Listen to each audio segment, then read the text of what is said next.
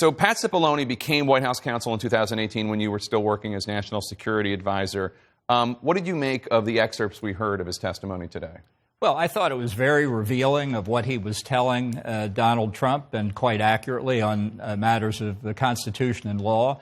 I certainly had some disagreements with Pat in the effort to suppress my book, but I want to say on this occasion, and on many others, but on this one in particular, he stood tall, he did the right thing, he told the president his best legal judgment, and we should give him a round of applause for his steadfastness. If not a Presidential Medal of Freedom. Why not? Good idea. I guess we're just handing him out now. I do want to ask, it does seem as though the president, and this is not a new phenomenon, but the president would go to experts, even people who are loyal to him, like Pat Cipollone. If you're the White House counsel in November 2020, you have been loyal to Donald Trump. Get advice, not listen to the advice, not heed the advice, and keep shopping around until you end up with this group of misfits with like Michael Flynn and Sidney Powell. Is he just not capable of hearing no? Well, when it comes to his personal advantage, the answer is he doesn't listen to anybody else.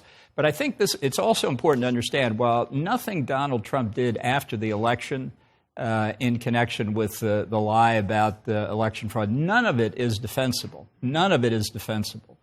It's also a mistake, as some people have said, including on the committee, the commentators, that somehow this was a carefully planned coup d'etat aimed at the Constitution. That's not the way Donald Trump does things. It's rambling from one half-vast idea to another, one plan that falls through and another comes up. That's what he was doing. As I say, none of it defensible.